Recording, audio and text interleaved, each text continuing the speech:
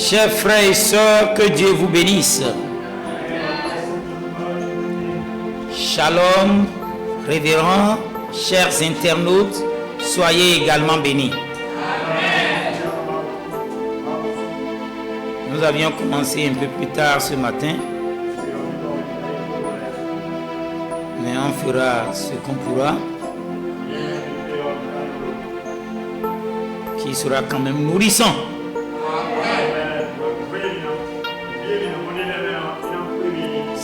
Cette phase d'interprétation de la parole du 7e sceau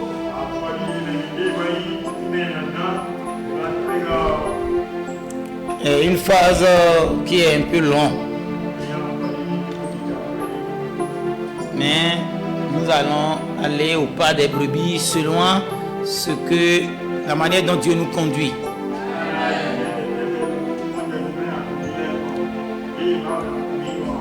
Nous allons nous lever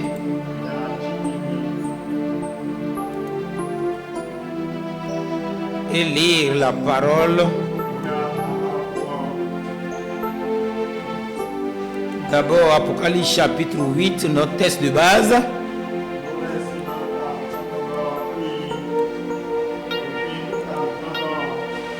Nous allons lire Apocalypse chapitre 5, verset 5. Ça là, quand on va commencer, on va le lire en même temps. Et Jean 12, 24. Parce qu'à l'issue du sermon de ce matin, qui est la suite 15 de l'enseignement sur la révélation du mystère du 7e sceau,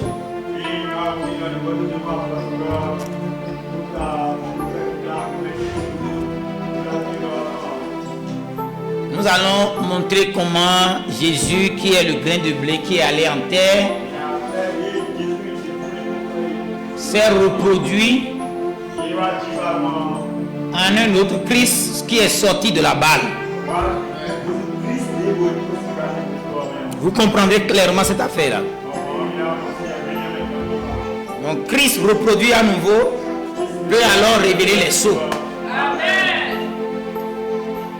On fera un petit clin d'œil sur Apocalypse chapitre 10, 1 à 2, juste pour afficher une image qui regroupe tout ce qu'on a dit.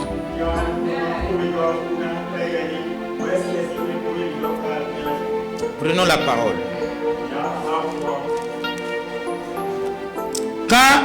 Quand il ouvrit le 7e sceau, il eut dans le ciel un silence d'environ une demi-heure.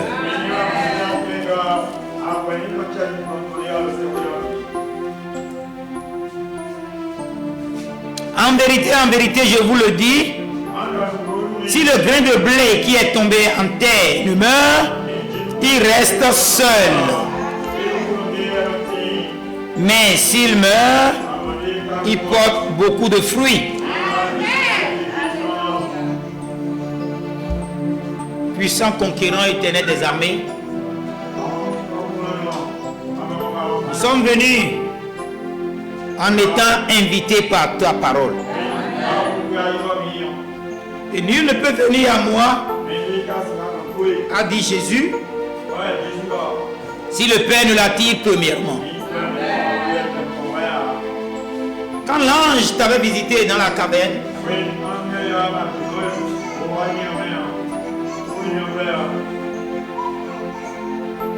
5 semaines plus tard, l'ange a parlé à un malade qui venait de 320 km de Jeffersonville. L'ange t'a retrouvé dans la rue à la sortie de la pharmacie. Et ce malade t'a rencontré à ce moment-là. Il a raconté son témoignage. Tu as prié pour lui et il est guéri. C'est toi le Père qui attire premièrement. Et nous tous qui sommes ici, Seigneur, nous sommes attirés par toi. Puisse les requêtes qui sont dans nos cœurs, que nous avions exprimées ce matin, accorde que cela soit exaucé. Je te prie, Père éternel, pendant que nous nous tenons devant ta face, commençons ceci un peu tardivement. Bénis les frères ici présents, ceux qui sont reliés à nous au moyen de leur téléphone, ordinateur, en direct ou en différé, soient également bénis. Parle à nos cœurs, Seigneur, car l'ouverture des sceaux a mis toute maladie, toute faiblesse, la tombe, l'enfer sous nos pieds. Cela nous a permis de retirer à Satan tout son pouvoir. Et nous en sommes reconnaissants pour toi, Père. Alléluia à toi, Seigneur. Rédempteur parfait, viens nous révéler ta parole. Que ta présence puisse nous combler. Nous sommes venus avec les fruits de nos lèvres. Nous t'avons chanté. Nous sommes venus avec nos offrandes. Nous t'avons donné ce qui vient de toi, Seigneur. Nous avions donné nos dîmes et nos offrandes. Et en les tenant, Seigneur, je les bénis, Seigneur. Que les frères, les sœurs qui ont donné leur dîme, que la parole s'accomplisse sur eux, Seigneur. Que le dévoreur n'arrive pas à dévorer leur semence. Protège-les et donne-leur la nourriture quotidienne. Guéris les malades. Pardonne les pécheurs. Ramène les rétrogrades. Père éternel, toi qui nous as révélé ton nom nouveau, le nom nouveau de notre Seigneur Jésus-Christ, par les tonnerres, par les ailes des anges qui ont écrit le nom présent dans les cieux, en lettres dorées, Seigneur, nous te bénissons. Gloire à ton Saint-Nom. Je quitte le chemin afin que ton Esprit Saint puisse parler à ton peuple. Puisse l'onction qui quitte la photo de l'ange puisse m'envahir et transformer ce milieu en un lieu céleste. Que toute force du mal, toutes les puissances des ténèbres soient repoussées, Seigneur. Et que ton royaume vienne. Que les éclus des cieux s'ouvrent sur nous. Afin que tes riches bénédictions pleuvent sur nous, Seigneur. Ton peuple écoute. Les membres de ton royaume écoutent. Les membres de ton épouse écoutent ta parole. Éveille nos oreilles afin qu'on puisse t'écouter comme un disciple écoute son maître. Je te le demande, Père, en ton puissant nom Christ Branham, le nom nouveau de Jésus-Christ, le signe éternel, celui devant qui rien ne résiste à sa prière. C'est en son nom que nous avions prié. Christ Branham, le nom éternel de Dieu. Amen. Acclamez le Seigneur. Amen. Veuillez vous asseoir.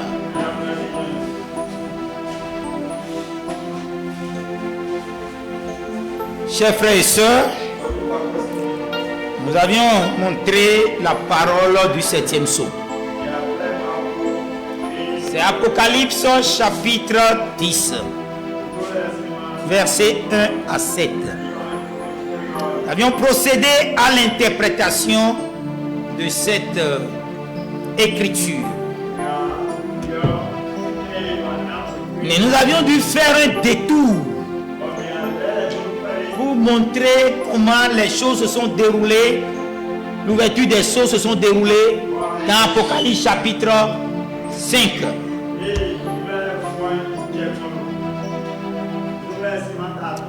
Et la question de l'agneau, l'intercesseur qui est devenu un lion, le juge suprême. Jean ne l'avait pas vu au début, mais finalement Jean l'a vu. Donc quand nous lisons Apocalypse chapitre 5, nous avions compris, nous l'avons lu la fois dernière, mais nous ne l'avons pas expliqué. Nous avions annoncé les pleurs, la signification, nous avions annoncé ce qui est révélé au sujet des pleurs de Jean. Amen. Alléluia. Ici, il est dit dans Apocalypse chapitre 5, verset 5, et l'un des vieillards me dit, ne pleure point. Voici le lion de la tribu de Juda, le rejeton de David a vaincu pour ouvrir le livre et ses 7 sceaux. Ah. Pourquoi Jean pleurait? Branham dit, pourquoi chapitre 5, deuxième partie, prêché le 18 juin 61, Branham dit, paragraphe 131, il dit, Jean pleura. Maintenant, quelqu'un, comme je l'ai dit la semaine dernière, il a dit, Jean pleura parce que personne ne fut trouvé digne. Si vous prenez la Bible et vous lisez, charnellement, c'est ce que vous pouvez comprendre. Mais Branham, étant un homme spirituel, étant un prophète, celui qui peut interpréter la parole écrite, il nous donne l'interprétation réelle de cette écriture. Jean pleura parce que personne ne fut trouvé digne, a dit l'autre monsieur. Mais ce n'était pas ça. Un homme sous l'influence du Saint-Esprit ne pleurait pas pour ça.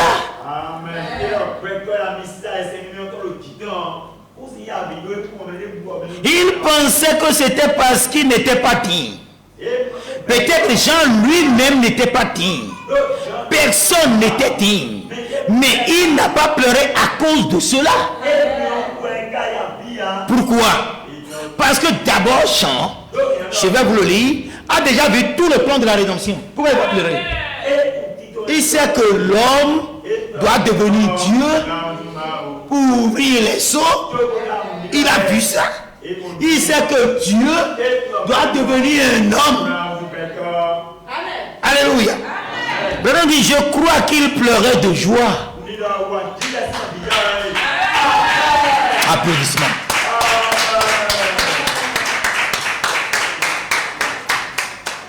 Ça vous étonne? Ne soyez pas charnel. Jean est loin du Saint-Esprit. Jean a vu le plan de la rédemption. Et quand on dit personne ne peut trouver digne, un secret qui est caché dès avant la fondation du monde, qui sera révélé pour donner le pouvoir, le titre de propriété à l'homme. Pourquoi il va pleurer? Pourquoi va-t-il pleurer? Vous avez donné applaudissement parce que vous avez vu, Dieu est puissant. Il dit non, non. Ainsi il pleura. Il dit, oh, gloire à Dieu, et des larmes coulaient comme ça, coulaient comme ça, coulaient comme ça. Si vous comprenez, vous êtes spirituel. Si vous croyez, vous êtes béni. Écoutez-le quand il se mit immédiatement à crier. Il dit, je crois qu'il pleurait de joie parce qu'il avait vu tout le plan de la rédemption qui est écrit dans ce livre.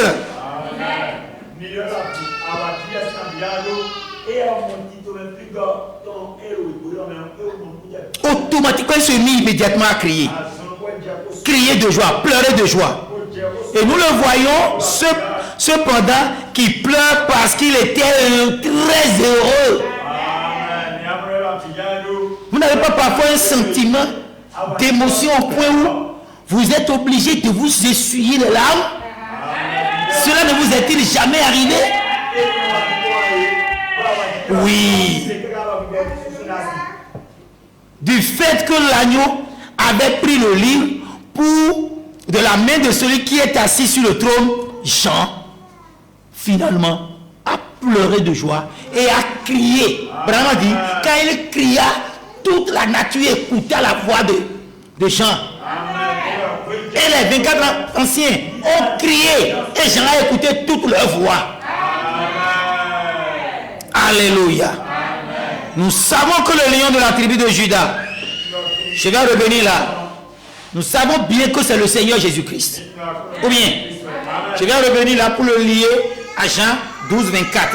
Mais maintenant, reprenons vers le début parce que nous avions eu à dire certaines choses la fois dernière sur lesquelles je veux revenir. Et donner certaines conditions que Branham nous a demandé de faire. Alléluia. Amen. Nous savons que durant les 2000 dernières années, durant les 7 âges de l'Église, le diable poursuivait les croyants, leur donna des maladies, leur donna de la faiblesse, ou bien de différentes sortes de misères. Mais maintenant, Dieu nous a conduits où dans le lieu très saint. Du lieu saint, nous sommes allés dans le lieu très saint. Alléluia. Là, le diable ne peut plus rien. C'est là où même si vous êtes sec, vous deviendrez fécond. Là, le monde est insonorisé pour vous. Même si vous entrez là-bas, l'arbre, le bâton sec de Moïse, d'Aaron, est devenu, a fleuri, a produit des fruits en une seule nuit. C'est le lieu très saint. Comment vous pouvez y aller? Ça a fait l'objet de nos prières ce matin à 8 heures. Amen. Amen. Là, le diable ne peut pas aller dans le lieu saint. Très saint plutôt. Alléluia. Le peuple racheté reviendra à Sion. Alors que nous savons que Sion, c'est le niveau le plus haut de la montagne avant la pierre fêtière. C'est le corps de la pyramide et la pierre fêtière. Il y a un vide où Branham a mis le Saint-Esprit. C'est là la montagne de Sion. C'est là l'âge de l'église d'un autre Éphèse. C'est le 8e âge, si je dois parler comme ça, et c'est ce qui choque les gens. 8e âge dans le compte à rebours. Parce que quand vous prenez les chandeliers d'or, vous verrez 7 chandeliers. Mais les 7 chandeliers ont une relation avec la pyramide. Mais au niveau de la pyramide, il y a un cap. Sur le haut de la pyramide, c'est là justement qu'on appelle Zion, la montagne sainte. Écoutez-moi très bien. Les choses vous ont été révélées. Mais comment pourriez-vous les saisir? Vous pourriez saisir les sceaux en respectant les critères qui ont été définis par l'Éternel dans les prières de psaume de David. Alléluia. Il dit ici, les rachetés, le peuple racheté reviendra à Sion avec de grandes réjouissances. Et toutes les misères et les tristesses s'éloigneront d'eux. Et la joie éternelle reposera sur leur tête. Alléluia. Amen. C'est ce que Jean a compris et il a pleuré. C'est ce que Jean le divin a compris et il a pleuré. Que Dieu vous bénisse. Maintenant, cette écriture est accomplie. Quand c'est accompli, est-ce que vous en êtes digne? Vous montez sur la montagne de Sion, vous devez y demeurer. Alléluia. Et nous allons voir ce que David a dit d'ici là. Et ce privilège qu'il a reçu, Ce privilège n'est pas seulement privilège, mais c'est un grand privilège. Et ça n'a été donné à aucun homme vivant dans aucun âge. Ni aux prophètes, ni aux apôtres, ni aux messagers des âges de l'Église. Mais ce grand privilège nous a été accordé. C'est pourquoi nous pouvons dire cette fois Alléluia. Alléluia. Alléluia. Alléluia. Alléluia. Alléluia. Alléluia. Gloire à Dieu.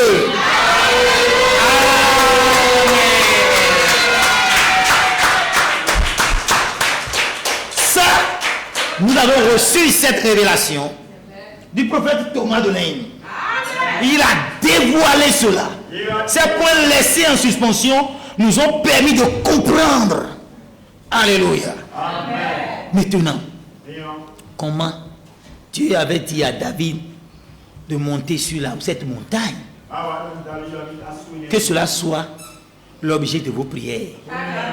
Si vous voulez être des croyants, pour qui doivent être des commandants des signes et des prodiges, que ceci vous aide.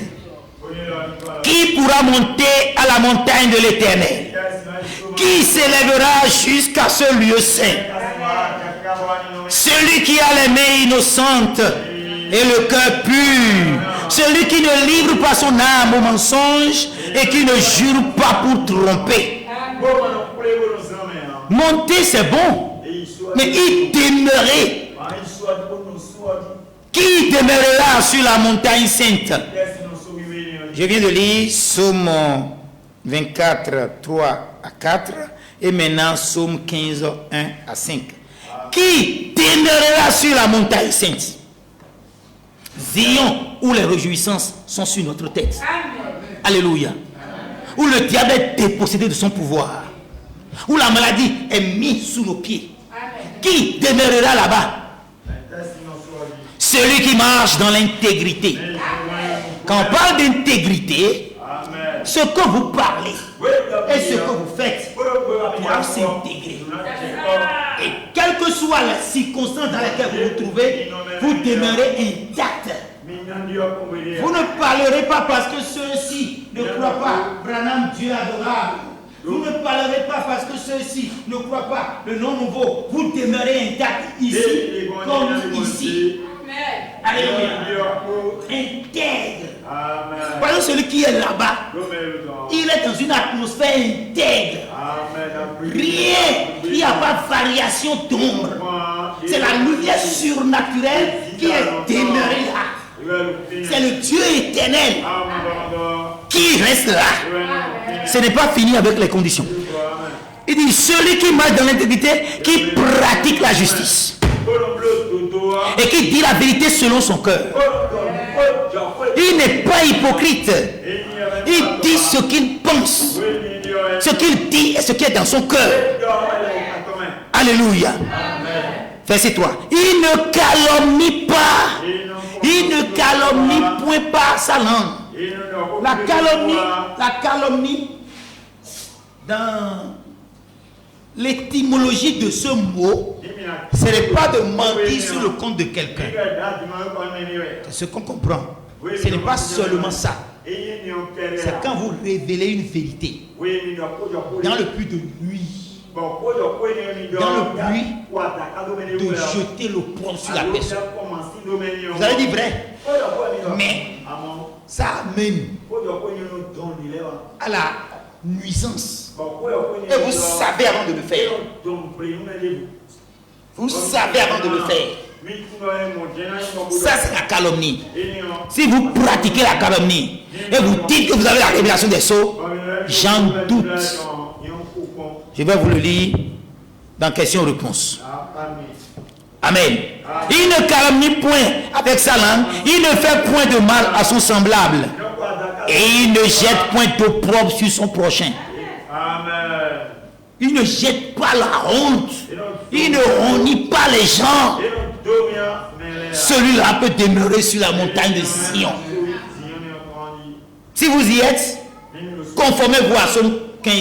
Conformez-vous à Somme 24.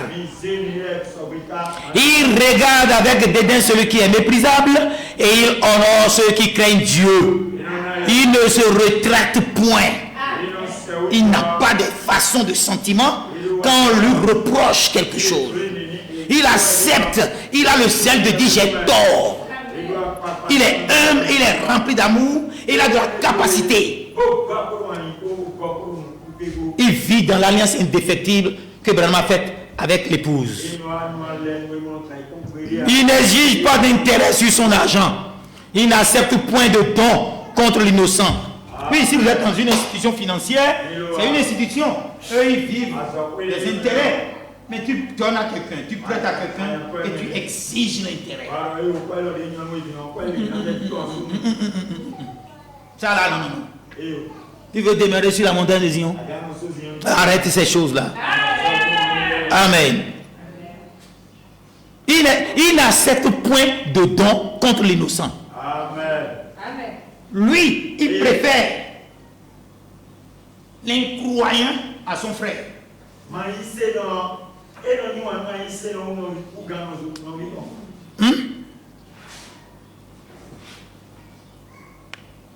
Il n'honore pas son frère en Christ. Quand on dit de choisir, il choisit l'incroyant. Vous devez préférer qui à qui? Aux frères qu'aux païens. Alors, aux frères, moi là, je n'aime plus les frères. Les frères, vraiment. Mais ils croient Christ. Eux, ils croient Christ. Ils ont cru en son sacrifice. Ils croient, ils sont sauvés. Mais s'ils chancellent, s'ils trébuchent, c'est pourquoi tu vas les abandonner? Cesse de faire ça. Si tu as la révélation des sceaux de la rédemption et que tu demeures sur la montagne, ne fais plus ça. S'il fait un serment à son, il ne fait pas serment à son préjudice. Il ne fait pas une promesse. Il ne fait pas un feu qu'il sait qu'il ne va pas accomplir. Quand tu fais une alliance avec le Seigneur, je prierai ce moment, je publie un jeûne, je vais le faire du matin au soir, je vais le faire 3 jours. Je n'arrête pas 2 jours. Non. Non. Je vais donner ceci. Et tu ne donnes plus. C'est à ton préjudice. C'est à ton propre préjudice.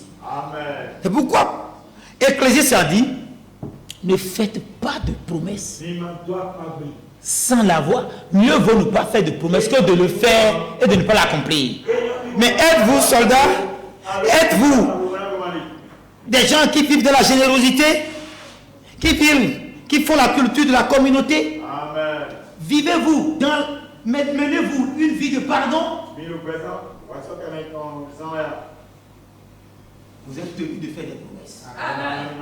Mais vous devez l'accomplir. Maintenant. Et quand vous lisez la suite, vous verrez. Celui qui se conduit ainsi ne chancelle jamais. Parce qu'il est dans le lieu très saint. Il est au haut de la montagne de Zion. Avec la connaissance même de qui est Dieu. Maintenant, si vous dites que vous avez la révélation de qui est Dieu et que vous n'êtes pas capable de mener une vie au-dessus des cheveux coupés courts pour les femmes, au-dessus des ports de culottes pour les hommes, et vous dites que vous êtes, vous avez la révélation. Dans Dieu, question-réponse sur les sceaux, paragraphe 216, il dit, nous sommes maintenant là dans quelque chose, alors que Dieu est en train de révéler les choses, les mystères cachés. qui avait été placé dans le livre avant la fondation du monde. Notre vie devrait être au-dessus des cheveux coupés courts. Amen.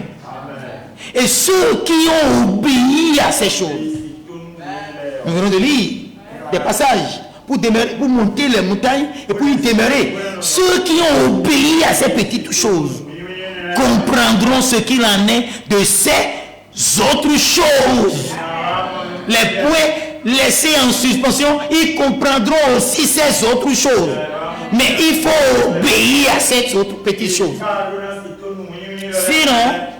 Sinon, cela leur passera par-dessus la tête, autant que l'Est est éloigné de l'Ouest. Vous croyez ça? Quelqu'un dit que je crois. Mais tout ce qu'on vient de lire dans les 2 Psaumes 15, 24, et il dit qu'il est sur la montagne. Et il ne fait rien de ça. Ce passage de 200, c'est de questions-réponses, régler tout. Il ne croit rien. Il dit, j'ai dit amen non. J'ai dit amen non. Tu ne crois rien. Une vie de sanctification incapable. Une vie de fidélité incapable. Il est dans les affaires louches. Il prend des présents contre l'innocent. Pour témoigner contre l'innocent. Il préfère les personnes méprisables qui ne veulent pas, des méprisables qui ne veulent pas se convertir. Il préfère que d'aller avec ceux qui craignent l'Éternel. Tu fais ces choses, tu n'es pas sur la montagne. Amen. Voulez-vous rester sur la montagne? Obéissez à ces petites choses. Obéissez à ces petites choses. Amen. Maintenant, il est déjà midi. On sera obligé de finir. Je ne pas parce qu'on est venu en retard qu'on ne va pas finir tôt. Amen. Amen. Ok. En vérité, je vous le dis. Si le grain de blé qui est tombé en terre le meurt, il reste seul. Mais s'il meurt, il porte beaucoup de fruits. Qui parlait? Le grain de blé se réfère à qui? À Christ. Mais quel Christ? Christ en tant que Alpha. Lui doit aller en terre. Christ en tant que Oméga. Lui doit sortir de la barre. Comme l'affiche le montre. Voilà. Donc Christ qui va en terre, c'est le grain de blé. C'est Jésus-Christ. Comme vous le voyez à l'écran. Maintenant, Christ, qui est reproduit, qui sert de gerbe agitée, qui est sorti de la balle, c'est Christ Branham, Christ en tant qu'Oméga. Parfait. Merci pour l'affiche. D'abord, on va commencer par décrire que quand une semence est mise en terre, elle meurt d'abord dans le sol. Puis la vie en elle réapparaît sous forme de germe. En fait de compte, la vie pénètre dans le fruit et dans les épis. C'est le processus. Donc quand nous récoltons, quand nous faisons la récolte, nous ne voyons plus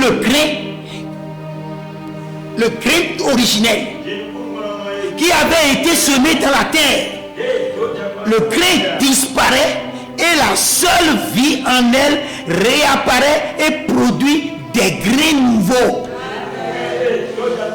Un seul grain de blé, le seul Christ Jésus, a reproduit plusieurs grains de blé, plusieurs Christ. Et nous ne voyons pas la semence. Nous ne voyons la semence qu'à l'image des grains de la moisson. C'est béni cette affaire-là. Ceci révèle réellement que Branham est Dieu, Branham est Christ et nous sommes aussi des Christ.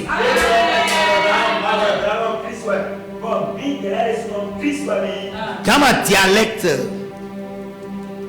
d'origine, dialecte maternel, nous disons quelque chose. La terre ne mange jamais. Une semence semée doit reproduire 30e, au 30e, au 60e et au 100e. Amen. Vous ne pouvez rien semer en Dieu et ne pas récolter. Consacrez votre temps. Bénissez Dieu. Louez-le pendant des heures. Vous serez bénis au centuple. Amen. Oui, c'est vrai. Mais ça viendra sous plusieurs formes. La bénédiction viendra sous plusieurs formes. Sous des formes de dons, sous des formes de bénédiction, sous des formes de... Tout. Ça va se multiplier. Vous payez 10, vous serez bénis, multipliés. Vous donnez offrande, multipliés. Vous vous consacrez à Dieu, vous serez bénis, multipliés. Parce que c'est la loi de la semence.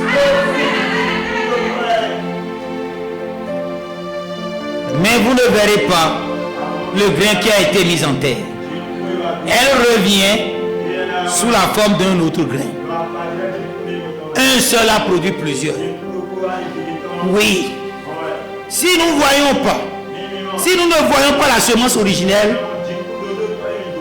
je veux lancer quelque chose. Dans la récolte naturelle, comment allons-nous voir le Seigneur dans le corps de Jésus avec des cicatrices de clous?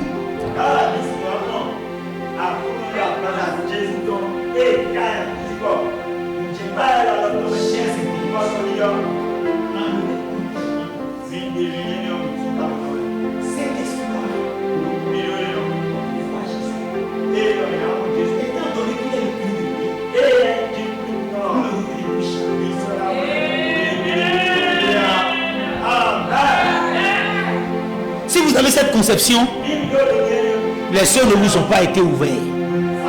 Parce que ce grain de blé, son image, son identité physique a terminé sa mission. Quand il est mort, il est enseveli, il est ressuscité, il a changé de forme. Les apôtres ne l'ont plus reconnu. Amen. Tu ne verras plus le grain originel. Si vous ne pouvez plus alors voir le grain originel, enlevez de votre tête la vision de voir Jésus le Nazaréen. Dieu ne va pas contredire sa première Bible. C'est la nature. Ou bien, Dieu ne veut pas contredire cette première Bible. Non, non. Dieu ne violera jamais sa propre loi. Et quand on en vient là, les gens sont ballottés. Ils se disent comment? Mais quand Jésus est ressuscité, les apôtres n'ont-ils pas dit qu'ils ne l'ont plus reconnu? Pierre même l'a méconnu. Et quand Jean a compris que c'est Jésus qui a dit de jeter le feu ici, il dit c'est le maître. Et rapidement Pierre allait s'habiller parce qu'il était torse nu. Pierre, condamnons la possesseur de clés du ciel, a méconnu Jésus à sa résurrection. Parce que Jésus a pris le visage qu'il va prendre en ce temps de la fin, qui est celui de William Marion Branham. Voilà votre sceau. Alléluia. Alléluia. Amen. Chers frères et sœurs, dans l'Ancien Testament, un animal qui est offert comme sacrifice, et on le brûle en holocauste. Qui peut me répondre? Vous le verrez encore, Sœur Chancel. Sœur Chancel, tu peux revoir encore cet animal qui a servi de sacrifice qu'on a brûlé. Pourquoi vous ne pouvez pas le brûler? Vous ne pouvez pas le revoir. Il est brûlé, consumé, totalement, offert comme sacrifice. On dit que votre ton est passé par la croix. C'est un sacrifice. Quand tu fais quelque chose à quelqu'un, et c'est passé par la croix. C'est parti.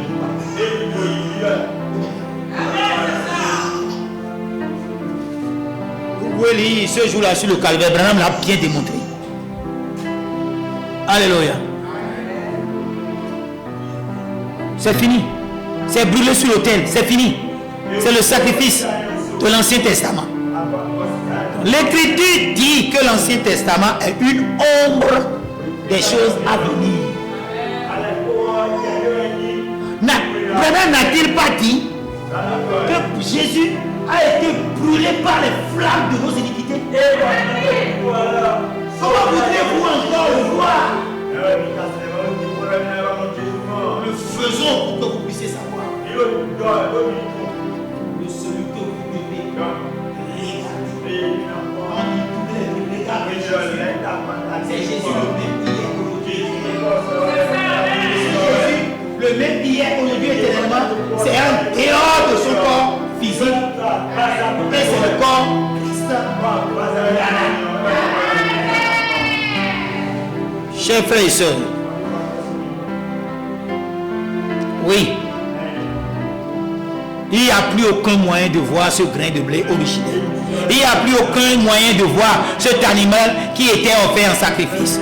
Comment alors allons-nous voir le Seigneur dans le même corps de Jésus?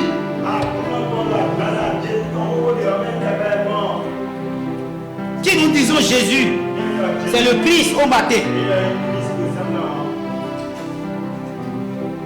Jésus, le Christ. Non, Jésus est le spectacle de midi. Jésus est le Christ de midi. Jésus, le Christ. Si Jésus est le Christ de midi, et il est le grain de blé originel, je pose une question aux étudiants. Je vous pose une question. S'il est le Jésus, le Christ, le grain de blé originel, mis en terre, et qu'il est le même en dehors de son corps, Christ au temps du soir, nous voyons clairement. C'est vrai. Mais qui est le Christ au temps de minuit? Parce qu'il doit venir à minuit pour l'enlèvement.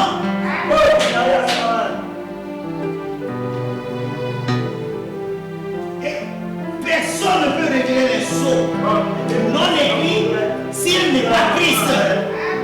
Et qui est ce Christ? Antéchrist. Ça vous effraie que je dise que c'est le frère Thomas de l'Inde?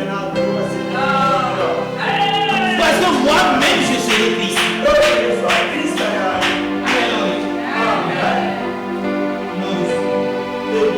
Très heureux. Seulement que les larmes ne sortent pas.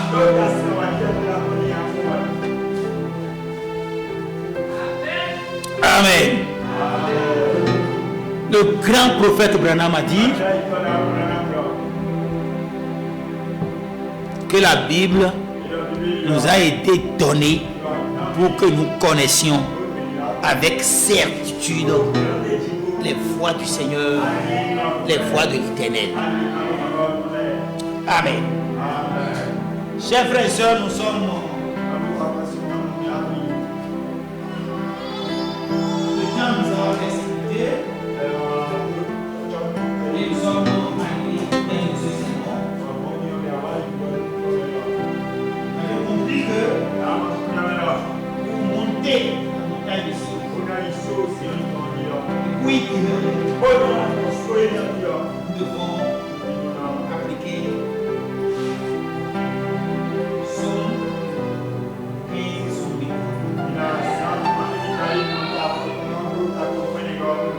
On vient de comprendre Jean 12. Parce que Jésus doit se produire. Alors qu'il se produit, la première qui nous dit que le vrai de l'originel ne réapparaît plus. Pourquoi quand il est mort, il est resté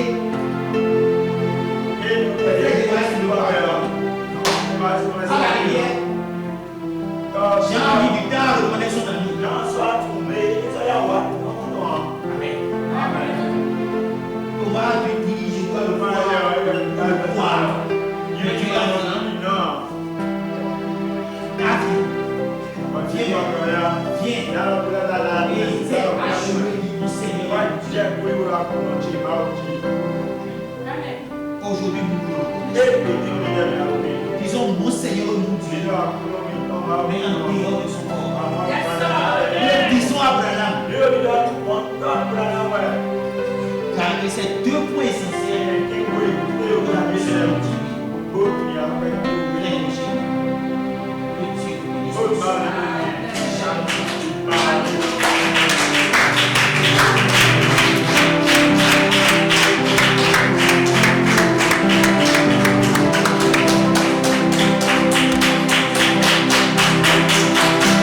Alléluia. Que Dieu vous bénisse tous.